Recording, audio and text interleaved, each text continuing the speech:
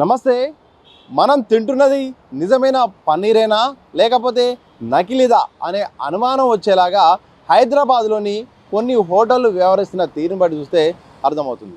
గురువారం రోజు ఇటు టాస్క్ ఫోర్స్ పోలీసులు దాంతోపాటు ఫుడ్ సేఫ్టీ అధికారులు ఏకకాలంలో కొన్ని హోటళ్లపై ప్రధానంగా 45 ఫుడ్ అవుట్లెట్లపై అలాగే 12 ఏదైతే పన్నీరు తయారు చేసే కేంద్రాలపై కూడా ఏకకాలంలో చేసిన దాడుల విషయంలో మాత్రం విస్తుపోయే విషయాలు మొత్తం కూడా బయటపడ్డాయి.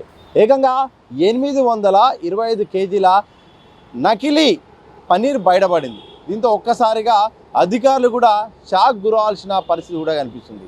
నగర వ్యాప్తంగా ఈ ఒక్కసారిగా చేసిన ఈ దాడుల నేపథ్యం మాత్రం పెద్ద ఎత్తున అయితే మాత్రం హోటల్ యజమానులు ఇటు హోటల్ యజమానులతో పాటు ఏదైతే ఈ ఫుడ్ సంబంధించిన తయారు చేసిన యూనిట్లలో మాత్రం పెద్ద ఎత్తున ఈ యొక్క కల్తీ నకిలీ సంబంధించిన ఆహార పదార్థాలను తయారు చేస్తున్నట్టయితే మాత్రం సంచలనమైన విషయాలు కూడా బయటపడ్డాయి.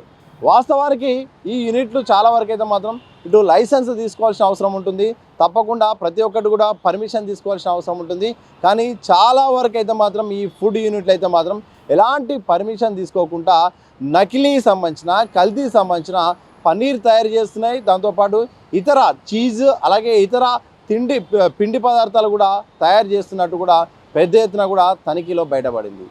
ఒక సమాచారం ప్రకారము చాలా పటిష్టంగా ఏకకాలంలో చేసిన ఇటు టాస్క్ ఫోర్స్ అలాగే ఇటు ఫుడ్ సేఫ్టీ అధికారులు చేసిన దాడుల విషయంలో మాత్రం సంచలనమైన విషయాలు కూడా ఒక్కొక్కటిగా బయటకు వస్తున్నాయి.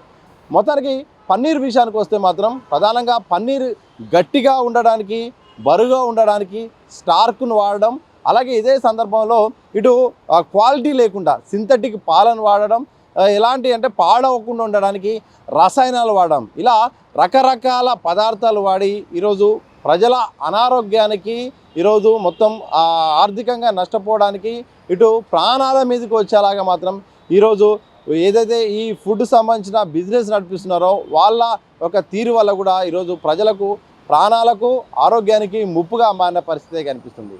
ఈ మధ్యకాలంలో వరుసగా కూడా తెలంగాణ ప్రభుత్వం కూడా ఈ ఫుడ్పై దృష్టి సారించింది. నాణ్యమైన ఫుడ్ అందించేలాగా కూడా తగు చర్యలు తీసుకుంటుంది. అందుకనే ఒక్కసారిగా అప్రమత్తమై కూడా ఎలాంటి సమాచారం ఇవ్వకుండా ఈ మధ్యకాలంలో ఫుడ్ సేఫ్టీ అధికారులు పోలీసులు కూడా మూకుమ్మడి దాడులు కూడా చాలా పకడ్బందీగా చిన్న పెద్ద హోటళ్లను తేడా లేకుండా దాడులు నిర్వహిస్తున్న విషయం మనకు తెలిసిందే. ఇదే నేపథ్యంలో ఎంతో ఇష్టమైన అంటే వెజ్ సంబంధించిన వాళ్ళకు చాలా ఇష్టమైంది పన్నీరు.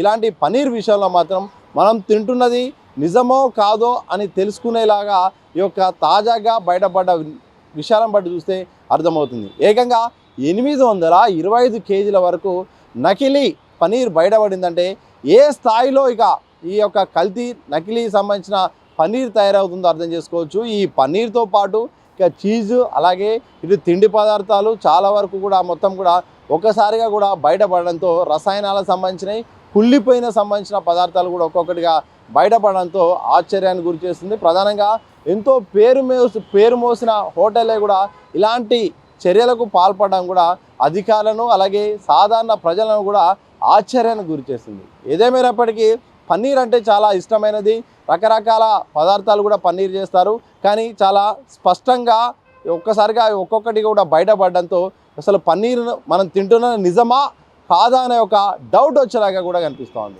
అయితే అధికారులు పోలీసులు చెప్తున్న సమాచారం ప్రకారం అయితే మాత్రం అనుమతి పొందిన యూనిట్ల దగ్గర నుండే పన్నీర్ కొనాలని చెప్తున్నారు.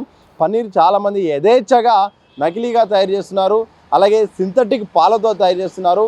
అసలుకే అంటే ఏదైతే ఈ రసాయనాలతో తయారు చేస్తున్నారు, స్టార్చ్ వంటి వాటితో తయారు చేసి గట్టిగా అలాగే బరువుగా ఉండేలాగా చేస్తున్నారు.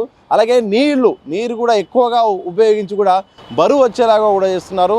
అలాగే ఇవి చెడిపోకుండా ఉండడానికి ఎలాగ గుర్తుపట్టకుండా ఉండడానికి కూడా పెద్ద ఎత్తున రసాయనాలను కూడా వాడుతున్నారు. ఈ రసాయనాలు ఇప్పుడు ప్రజలకు కూడా పెద్ద ఎత్తున ఇటు ఈ దురద వంటివి ఎలర్జీ సంబంధించిన వ్యాధులు అలాగే ప్రాణాంతకమైన వ్యాధులు వచ్చే అవకాశం ఉందని కూడా ఇటు అధికారులు డాక్టర్లు చెప్తున్నారు. చూడాలి మరి ఇకనైనా కూడా మరి ఇటు హోటల్ యాజమాన్యాలైనా అలాగే ఫుడ్ యూనిట్లు అయినా కానీ స్వచ్ఛమైనవి అందిస్తారా, లేకపోతే ఇలా ప్రజలకు హాని కలిగించేలాగా ఇలాంటి చర్యలు చేపడతారనేది మాత్రం భవిష్యత్తులో తెలిసే అవకాశం ఉంది. ఏదైనప్పటికీ కూడా ఒకవైపు ఇటు పోలీసులు ఇటు ఫుడ్ సేఫ్టీ అధికారులు కూడా ఏకకాలంలో చేసిన దాడులపైన కూడా అందరూ కూడా ప్రశంసిస్తున్నారు. ఇదే సందర్భంలో ఇలాంటి దాడులు అన్ని హోటళ్లపైన జరగాలి, నిరంతరం జరగాలి. ఎవరైతే కల్తీ సంబంధించిన ఫుడ్స్ వాడతారో, నకిలీ సంబంధించిన ఫుడ్స్ వాడతారో, ఎక్స్పైరీ సంబంధించిన ఎవరైనా పదార్థాలు ఉపయోగిస్తారో వాళ్ళపై కఠిన చర్యలు ఉండాలి. ఇంకొకసారి వాడాలన్నా అలాంటి తప్పు చేయాలన్నా భయపడే పరిస్థితులు ఉండాలని కూడా ఇటు ప్రజలు పెద్ద ఎత్తున మీడియాలో, సోషల్ మీడియాలో కూడా వారి అభిప్రాయం అయితే చెప్తున్నారు. ఏదేమైనప్పటికీ హైదరాబాద్లో ఏకకాలంలో గురువారం నిర్వహించిన ఈ యొక్క పోలీసులు అలాగే ఫుడ్ సేఫ్టీ అధికారి నిర్వహించిన ఈ దాడుల్లో మాత్రం ఏకంగా 825 కేజీల నకిలీ పనీర్ దొరకడం అయితే మాత్రం అందరినీ కూడా ఆశ్చర్యానికి గురిచేస్తుంది. ఇలాంటి చర్యలే రెగ్యులర్గా ఉండాలి. స్వచ్ఛమైన పన్నీర్ అందించేలాగా కూడా కఠినంగా పోలీసులు వ్యవహరించాలని కూడా అందరు కోరుకుంటున్నారు. మరి ఆ దిశగా ముందడుగు వేస్తారా లేదా అనేది మాత్రం భవిష్యత్తులో తెలిసే అవకాశం ఉంది. ఏదేమైనప్పటికీ ప్రజల ప్రాణాలకు చాలా ముప్పు, హోటళ్లపైన ఎంతో నమ్మకం ఉంటుంది. అలాంటి విషయంలో మాత్రం ఇలా పెద్ద పెద్ద హోటళ్ళే చిన్న చితక పెద్ద అందరూ కూడా ఒకేలాగా ఇలాంటి కల్తీ పదార్థాలను కూడా ఉపయోగించి వినియోగదారుల ఆరోగ్యాలను కూడా బలి చేయడం సరైనది కాదని కూడా అందరూ కోరుకుంటున్నారు. మరి చూడాలి భవిష్యత్తులో మరి హోటళ్ళ తీరు మారుతుందా, ఫుడ్ సేఫ్టీ పోలీసు అధికారులు ఇలాగే మరి వాళ్ళ దాడులు కొనసాగిస్తాయా, లేకపోతే రాజకీయ వ్యాపారవేత్తల యొక్క ఒత్తిళ్లకు తలొగ్గి కూడా కొంతవరకే పరిమితం అవుతారా లేదని మాత్రం భవిష్యత్తులో తెలిసే అవకాశం ఉంది.